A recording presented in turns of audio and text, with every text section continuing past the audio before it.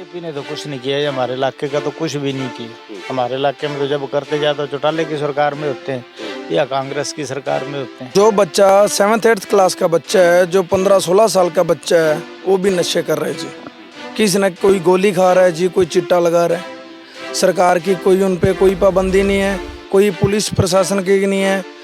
यहाँ पे शरेआम लोग मर रहे हैं।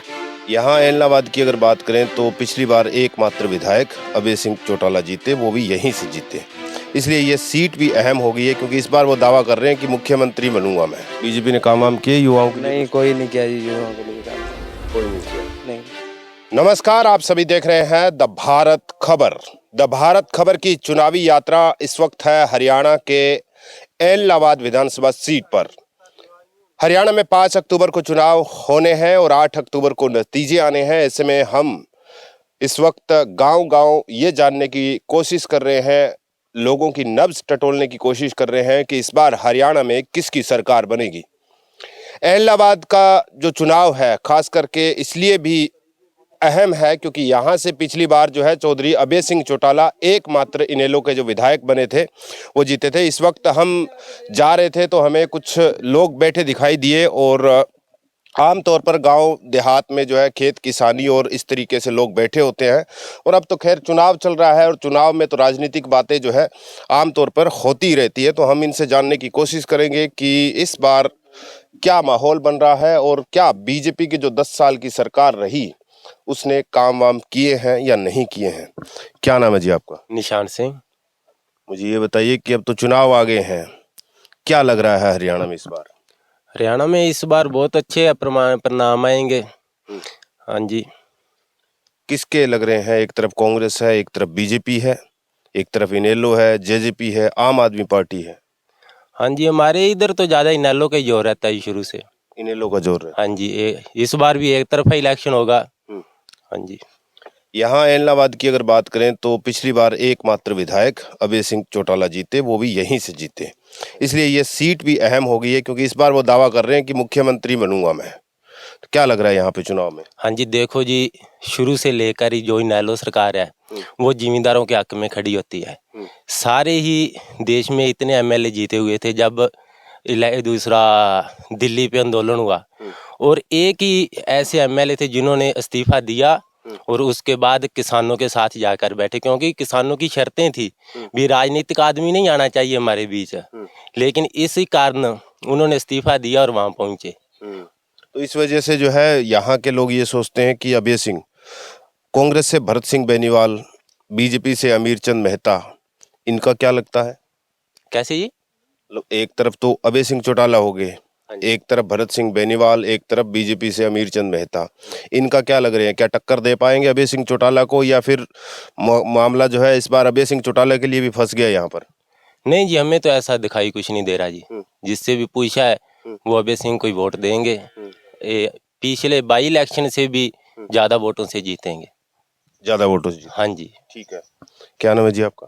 पाल सिंह है जी मेरा नाम। मुझे ये बताइए कि बीजेपी की 10 साल की सरकार रही, उसमें 4 साल जेजेपी भी भागीदार रही, काम वाम हुए कुछ? नहीं, बीजेपी ने तो कुछ नहीं किया है, हमारे इलाके का तो कुछ भी नहीं किया। हमारे इलाके में तो जब करते जाते चौटाले की सरकार में होते हैं या कांग्रेस की सरकार में होते हैं। जबकि बीजेपी सरकार बनी हमारे एरिया में तो यहाँ कोई भी काम नहीं हुआ किसी भी तरीके का। अगर कोई होता भी था तो ये बीजेपी वाले उसमें टांग अड़ा देते थे, उन्हें नहीं देते थे। अब ये वो 2 ईयर से नहर जाती है, नहर में जितनी भी मोगियां लगी हैं जिम्मेदारों के लिए, ये बीजेपी वाले तो वो भी उखाड़ रहे थे हमारी। तो ये 2 पार्टियां हैं, इनके नुमाइंदे उनके पास भाग गए। सब कुछ देखो, एक ही तरफा तो होता नहीं भी, एक गांव में एक ही पार्टी के लोग हैं। कुछ चौटाला साहब ने मदद करी, कुछ कांग्रेस वालों ने मदद करी, तो इन मोगियों को बचाया है। नहीं तो हमारे तो धान सूख जाते। नहर का पानी सीधा आगे वाले तलवाड़ा गांव है, वो अमीरचंद मेहता है, वो तो कहता पानी केवल तलवाड़े को ही चाहिए, मेरे राजस्थान को चाहिए, मेरे को उधर चाहिए, मेरे गांवों में चाहिए। यहाँ पीछे से सारा पानी बंद करवा रहा था। तो उन्होंने चौटाला साहब ने कोशिश करी, कुछ कांग्रेस वालों ने भी करी। ये नहीं कहते भी बिल्कुल ही वो नहीं है, करते हैं, सारे करते हैं। लेकिन बीजेपी वाले तो ये चाहते हैं भी ये पंजाबी एरिया इसको पानी नहीं मिलना चाहिए। हमारा तो पानी भी बंद करवा रहे हैं, उट्टू में पानी, बरसात का पानी है वो भी बंद करवा रहे हैं ये तो फिर अब क्योंकि चुनाव ऐसा वक्त होता है कि अगर सरकार काम ना करे तो जनता के पास वोट का अधिकार है, वोट की चोट करती है जनता, सरकार बदल देती है। तो इस बार क्या लग रहा है, सरकार फिर किसकी बनेगी हरियाणा में? देखो जी, जैसे अनेलो ने बसपा के साथ गठबंधन किया हुआ है, इनकी भी उम्मीद है, ये भी बना सकते हैं। माहौल भी है, ऐसा बन रहा है। कांग्रेस का माहौल भी है, कांटे की टक्कर है, दोनों में से एक बनेगी। बीजेपी का तो सुपड़ा साफ है, बीजेपी का तो कुछ नहीं बनेगा। हमारे एरिया में भी है, भरत सिंह है कांग्रेस से, और इनेलो से जय अभय सिंह चौटाला जी हैं। इन दोनों के बीच में मुकाबला होगा, और उसमें देखो क्या बनता है। अगर जीत होती है, को 5-7 हजार की जीत है जी, इधर से उधर, इतनी ज्यादा लंबी चौड़ी नहीं है, क्योंकि ये पुराना वर्चस्व है इनका, इनेलो वालों का।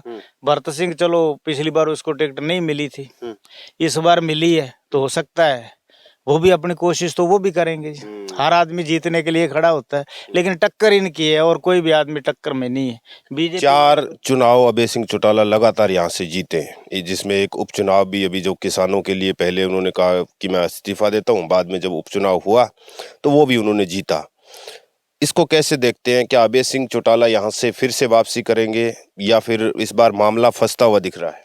देखो जी, अभय सिंह चौटाला का इस एरिया के लोगों से बहुत लगाव है, लोग लगाव में वोटें डालते हैं। अब देखो किसान आंदोलन हुआ, उसके अंदर सारी मिनिस्टर तो सारी जाते थे किसानों के साथ, अपोजिशन वालों का काम होता है वहां पहुंचना। बीजेपी की सरकार थी, बीजेपी उनको रोक रही थी किसानों को, और अपोजिशन वाले सारी जाते थे।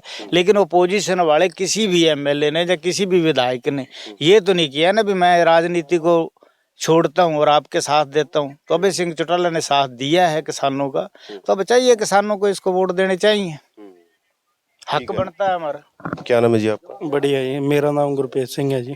क्या लगता है, बीजेपी ने जो वादे किए थे, जो दावे कर रही है, बिना पर्ची बिना खर्ची की नौकरी, किसानों के लिए जो है हर फसलों पे जो है वो मुआवजे का जिस तरीके का ऐलान करते हैं, वो सारी सुख सुविधाएं मिली या नहीं मिली? नहीं मिली जी, ये सिर्फ दावे ही रह गए हैं बीजेपी सरकार के। बीजेपी सरकार ने किसानों को लाठियों के सिवाय कुछ नहीं दिया जी। उन्होंने किसानों को परेशान करने के अलावा और कोई काम नहीं किया। अगर काम किया है तो चौधरी अभय सिंह चौटाला जी ने किया है जी। जो आज हरियाणा कृषि प्रधान देश है जी, इसका खेती से जुड़ा हुआ देश है ये हरियाणा जो है, ये खेती से जुड़ा हुआ प्रदेश है। तो इसके अंदर अगर कोई किसी ने काम किया तो वो चौधरी अभय सिंह चौटाला और चौधरी ओम प्रकाश चौटाला जी की सरकार में जो काम हुए हैं उन वही काम हुए हैं। अदरवाइज किसी सरकार ने कोई काम नहीं किया। अगर आप मेरे एरिया के लिए ले लो तो ये ऑटो वीयर ले लो, चौधरी अभय सिंह चौटाला जी और इनेलो सरकार के अंदर ही ये बना है। अब मेरे गांव से 2 नहरें चलती हैं जी, इसके अंदर काफ़ी बार इन्होंने मतलब बीजेपी वालों ने, कांग्रेस वालों ने मोगे आरजी मोगी हैं जो, इनको फाड़ने की कोशिश की है जी। हमारी तो जब जब मदद करी है तो चौधरी अभय सिंह चौटाला जी ने की है जी, और किसी विधायक ने नहीं की। सबसे बड़ी बात है जी, 90 सीटों के ऊपर सभी विधायक मौजूदा थे जी, तो किसानी के मौके पे किसी विधायक ने अपने पद से इस्तीफा नहीं दिया। तो हम तो चौधरी अभय सिंह जी के कर्जदार हैं जी। उन्होंने हमारे लिए किसानी चलते हुए इस्तीफा दिया जी, किसानी आंदोलन चलते हुए हमारे लिए इस्तीफा दिया, जो हम तो उनके कर्जदार हैं जी। हम तो जिंदगी भर नहीं उनका कर्ज दे सकते। कोई पंच कोई सरपंच अपने पद से इस्तीफा नहीं देता जी। वो विधायक होकर उन्होंने विधायकी पद को ठोकर मारी और किसानों के साथ मिलकर आंदोलन को मजबूत करने का काम किया जी। तो यहाँ पे एलनाबाद में इस बार क्या लग रहा है, एक तरफ भरत सिंह बेनीवाल, एक तरफ चौधरी अभय सिंह चौटाला, बीजेपी से अमीर चंद मेहता, इनमें क्या लग रहा है, क्या फाइट होगी इस बार? नहीं, ये एक तरफा माहौल है चौधरी अभय सिंह चौटाला जी का जी। ये तो फाइट तो जो बता रहे हैं जी कुछ नहीं है ये सब तो। और चौधरी भरत सिंह तो उनको तो पता ही नहीं चलता, वो तो झूठे की कोई फोटो लेके ऐसे वैसे प्रचार करते हुए, तो गलत बात है जी। हमने आदमी को वोट डालनी है जी। हाल ही में एक बयान भी चर्चा में आया था उनका, कुछ सरदार कम्युनिटी के बारे में कुछ बोला था उन्होंने, फिर माफी भी मांगी उसके बाद। वैसे तो उन्होंने कह दिया जी, तो वो इसे माफी बाद में क्या है जी करते हुए जी, वो टांग दूसरे की खुजा रहा था। उन्होंने एक सरदार कौम को लांछन लगाने की काम किया है जी। मैं तो यही चाहता हूँ जी वो माफ़ी मांगे। लाइव उन्होंने फ़ोन पे मांगी है सरदार कम्युनिटी से, लाइव आके माफ़ी मांगे, रूबरू होके माफ़ी मांगे। तो यहाँ पे इलाहाबाद में आप कह रहे हैं अभय सिंह चौटाला, हाँ जी, एक तरफा माहौल है जी। चौधरी अभय सिंह चौटाला। क्या नाम है जी आपका? नमस्कार सर, गुरबचन सिंह जी है जी। मुझे ये बताइए कि ये जो 10 साल रही बीजेपी की, आप तो युवा भी हैं, ये सरकार कह रही है कि युवाओं के लिए हमने बिना पर्ची बिना खर्ची के बहुत सारी नौकरियां दी, खास करके ग्रुप डी के अंदर सबसे ज़्यादा चर्चा उसी की होती है। और ये कहना भी सही होगा कि बीजेपी ने जो है 20,000 लड़कों को जो ग्रुप डी में लगाया, उसी के दम पर 10 साल तक राज भी करती रही। क्या नौकरी बिना पर्ची बिना खर्ची के मिल रही है? ये सर नौकरी का तो पता नहीं है जी, पर सर 10 साल में चिट्टा और नशा टीका स्मैक ये बहुत ज़्यादा हो गया बीजेपी सरकार के राज में। जब ये सरकार आई थी तो जब बोलते थे कि ऐसे कर देंगे वैसे कर देंगे, हमारे गांव में सर आज के टाइम में सर जो बच्चा 7th-8th क्लास का बच्चा है, जो 15-16 साल का बच्चा है, वो भी नशे कर रहे जी। किसी न कोई गोली खा रहा है जी, कोई चिट्टा लगा रहा है। सरकार की कोई उन पे कोई पाबंदी नहीं है, कोई पुलिस प्रशासन की नहीं है। यहाँ पे शरेआम लोग मर रहे हैं। पुलिस को भी पता है कि कहाँ से कुछ आ रहा है, सरकार को भी पता है, बड़े बड़े लीडर हैं जिनका हाथ है, नशा बिकवा रहे हैं। अरे इसी के चलते सर जो चौधरी अभय सिंह जी चौटाला हैं, इन्होंने रोकथाम के लिए कई जगह पे इनकी टीमें भी बनी हुई हैं। और सबसे बड़ी बात सर, मैं अपनी वोट क्यों देने चाहूँगा अभय सिंह चौटाला जी को, वो कारण बताता हूँ। पिछले साल गग्गर सर पूरे अफवान पे थी। जब सभी लीडरों को पता चल गया कि गग्गर पूरे अफवान पे है, टूटने की पूरी शंका थी, सभी किसान भाइयों ने एकजुट होके अपने ट्रैक्टर और ट्राली लगाए, अपनी तरफ से तेल डाला और मिट्टी डाली, उसको मतलब अपने गांव को बचाने के लिए। धीरे धीरे संस्था आने लगी, इलाहाबाद से मतलब लोगों ने सेवा दिखाई, आसपास के ट्रैक्टर आने लगे।